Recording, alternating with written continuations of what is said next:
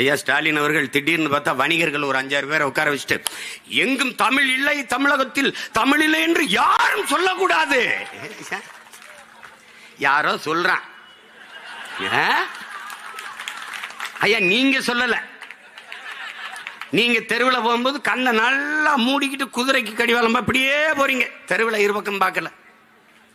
எங்கும் தமிழ், எதிலும் தமிழ் முழக்கத்தை நீங்க முன்வைக்கல. திராவிடம் எங்க இது முன்வைக்க போறான்? முன்வைத்தது எங்கள் முன்னவர்கள். வீழ்வது நாமாக இருந்தாலும் வாழ்வது தமிழாக இருக்கட்டும், அதை முன்வைத்தது எங்கள் முன்னவர்கள்.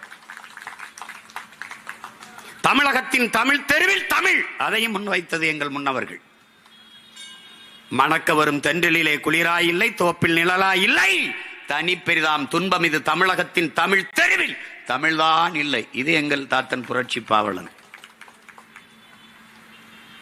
தாயை பழித்தவனை யார் தடுத்தாலும் விடாதே, தமிழை பழித்தவனை உன் தாயை தடுத்தாலும் விடாதேங்கிறான்.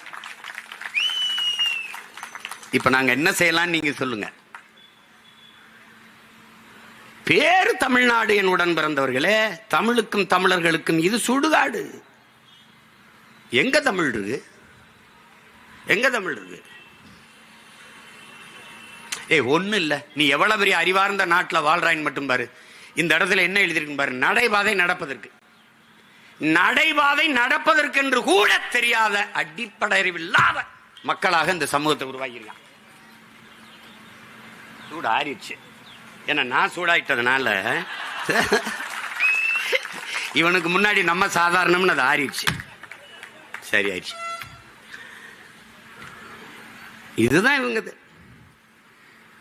அந்த ஒரு நாள் அறிக்கை அது யாருக்காக விடப்பட்டதுன்னு உனக்கு தெரியும். அது தமிழ் இல்லைன்னு யாரும் சொல்லக்கூடாது. நீங்க உணரல. கடத்தெருவில் தமிழ் இல்ல, வீதியில தமிழ் இல்ல. தமிழை நேசிக்கிற பெருந்தகையே, சென்னை கடற்கரையில் சென்று பாருங்கள். நம்ம சென்னை என்று எழுதியிருக்கிறது. நம்ம சென்னை என்று எழுத்திருக்கிறது. என் தம்பி தங்கைகள் போனா பாருங்க. நம்ம தமிழ்ல இருக்கு. சென்னை எந்த மொழியில் எந்த எழுத்தில் இருக்குது? தமிழ் வாழ்க. திராவிட மாடல், திராவிடம் சமஸ்கிருதம், ஆங்கிலம் மாடல் இங்கிலீஷ், தமிழ் வாழ்க. இதாண்டா இவங்க ஆட்சி முறை.